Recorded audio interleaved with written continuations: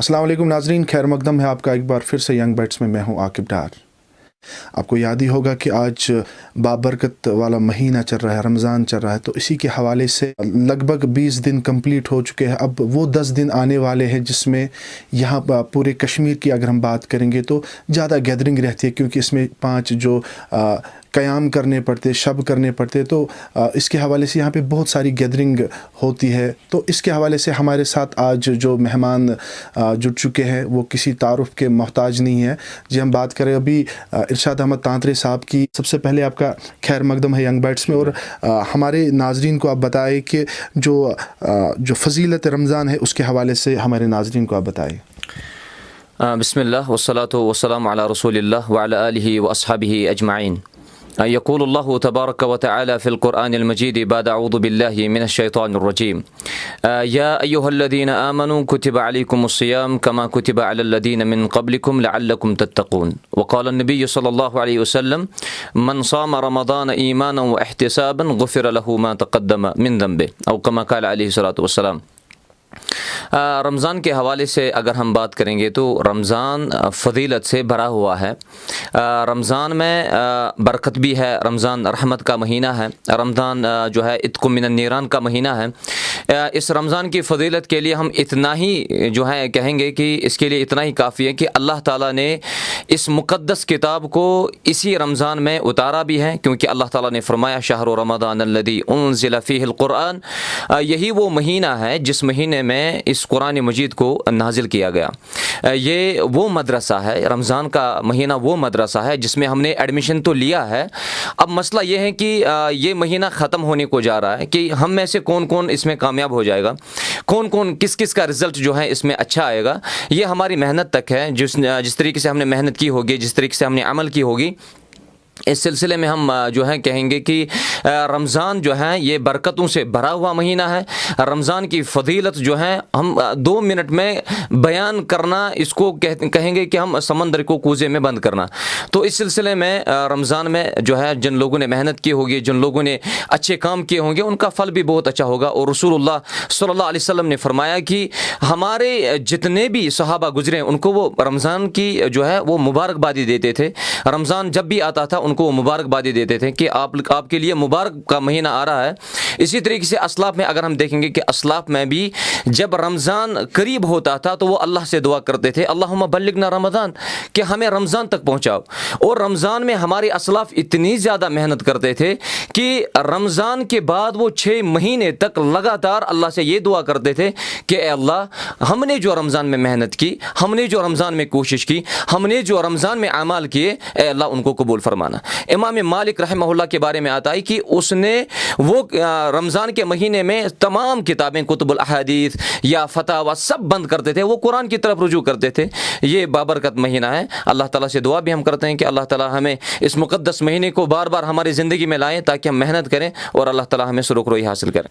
इरशाद साहब, आप हमें बताएं, अभी रमज़ान चल रहा है और कोविड-19 चल रहा है, पूरी वबाई बीमारी, अभी कश्मीर में भी इसने अपने पैर अच्छे से जमा लिए, 850 से ज़्यादा केसेस पॉजिटिव पाए गए। तो काफ़ी सारी जो एडवाइज़री आई है, हेल्थ एडवाइज़री आई है, या हम कहेंगे कि जमात अहले हदीस से एक सबसे पहले इन्होंने कहा है कि आप नमाज घर में अदा करो, क्योंकि जो सोशल डिस्टेंसिंग का जो वाक़या जो हेल्थ एडवाइज़री में आया है, तो उसके हवाले से आपका क्या कहना है?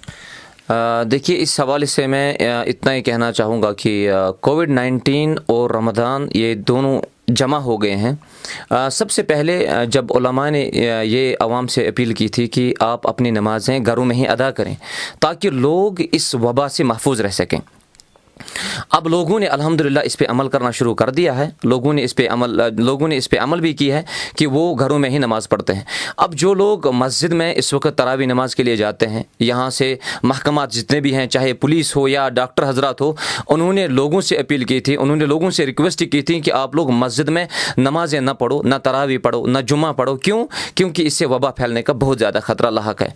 इसीलिए उलमा ने भी यहाँ पर फतवा दे दिया था कि इस वक्त ज़रूरत है कि हम सभी लोग اپنے اپنے گھروں میں نماز پڑھیں، مطلب ماں یا بھائی یا بہن وغیرہ سب ایک ساتھ مل کے جو ہیں وہ جماعت نماز ادا کر سکتے ہیں اور وہ گھر میں برکت کا ذریعہ بھی بن سکتا ہے۔ تو اس سلسلے میں جب یہاں پر تراویح نماز بھی ہے، تراویح نماز بھی پڑھتے ہیں یا باقی جتنے بھی نمازیں ہیں وہ پڑھتے ہیں، لوگ مسجد میں جاتے ہیں۔ یہ بھی کہا گیا تھا کہ آپ لوگ اذان مسجد میں دے دو، مؤذن مسجد میں جائے گا اذان دے گا کیونکہ اس سے مسجد آباد رہے گی، لیکن لوگ ابھی بھی جوک در جوک مسجد میں جاتے ہیں، اس سے بہت زیادہ نقصان ہوگا۔ میں ابھی بھی یہ کہوں گا کہ اس سے بہت زیادہ نقصان ہوتا ہے۔ لوگوں کی عقل جو ہے، لوگوں کا ادراک جو ہے، لوگوں کا شعور جو ہے، لوگوں کا فہم جو ہے، یہاں پر دھیان دینے کی یہ ضرورت ہے کہ کیا مسجد میں جانے سے ہم عبادت زیادہ کریں گے یا خوف میں زیادہ رہیں گے۔ ابھی دیکھیے کہ مطلب ایک جگہ جمعہ نماز ادا کر رہے تھے تو باہر سے اطلاع ملی کہ کوئی آ گیا ہے، محکمات سے کوئی آ گیا، تو ہر کوئی جمعہ سے بھاگ گیا ہے، مطلب اس جمعے کا کوئی فائدہ ہی نہیں ہے۔ کچھ لوگ مسجد میں بھی جاتے ہیں جمعہ کے دن، وہاں پر ظہر نماز پڑھتے ہیں اور وہ بھی صحیح نہیں ہے۔ ہمیں یہ رخصت ہے اللہ تعالیٰ نے دی ہے کہ جب آپ لوگوں کو مسجد میں جانے کی طاقت نہ ہو تب آپ اپنے گھروں میں نماز پڑھ سکتے ہیں، اس میں کوئی حرج نہیں ہے، آپ لوگ اپنے گھروں میں پڑھ سکتے ہیں، وہی بہتر ہے۔ ارشاد صاحب، اب جو رمضان کے جو 20 دن ہیں وہ گزرنے والے ہیں، اب جو وہ 10 دن آنے والے ہیں جس میں زیادہ گیدرنگ رہتی ہے، قیام کرنا پڑتا ہے، 5 جو شب ہے وہ کرنے پڑتے، تو اس کے حوالے سے آپ کا کیا کہنا ہے؟ لوگوں کے لیے آپ کی کیا میسج ہے ان 5 شبوں کے حوالے سے؟ دیکھیے اس بارے میں اتنا ہی کہنا چاہوں گا کہ رسول اللہ صلی اللہ علیہ وسلم نے فرمایا من قام لیلۃ القدر ایمانا و احتسابا غفر له ما تقدم من ذنبه، جس نے لیلۃ القدر میں قیام کیا اس کے تمام پچھلے گناہ معاف کر دیے جاتے ہیں۔ یہاں پر ہمارے کشمیر میں معمول تھا کہ ہم 5 شب لگاتار کرتے تھے، 21 کو بھی، 23، 25، 27، 29 ہم شب کرتے تھے، مسجد میں بہت زیادہ گیدرنگ ہوتی تھی۔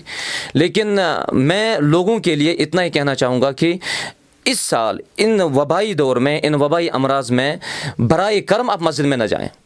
آپ لوگ اپنے گھر میں بھی قیام کر سکتے ہیں، یہ ضروری نہیں ہے کہ آپ مسجد میں جمع ہو جائیں، آپ لوگ اپنے گھر میں بھی قیام کر سکتے ہیں۔ رات کو بیٹھیے، رات کو کھڑا رہیے، نماز پڑھیے، ذکر و اذکار کیجیے، قرآن کی تلاوت کیجیے، وہی زیادہ بہتر ہے۔ اگر ہم لوگ مسجد میں گئے، وہاں پر ہم نے جمع غفیر بنا دیا، وہاں پہ ہم لوگ جمع ہو گئے تو اس سے وبا پھیلنے کا بہت زیادہ خطرہ ہے۔ تو محنت، میں یہ نہیں کہہ رہا ہوں کہ آپ لوگ ان 10 دنوں میں محنت نہ کریں، محنت کرنی ہے، لیکن آپ لوگ اپنے گھروں میں محنت کریں، اسی میں خیر ہے۔ ارشاد صاحب، سب سے اہم سوال یہ ہے کہ لاسٹ کے 10 دن ہوتے ہیں، اس میں اعتکاف کیا جاتا ہے، جی، تو اس کے حوالے سے آپ کا کیا کہنا ہے؟ دیکھیے اعتکاف کے لیے مسجد جو ہے وہ شرط ہے۔ اگر کسی کو اعتکاف کرنا ہے اس کو مسجد میں بیٹھنا ضروری ہے۔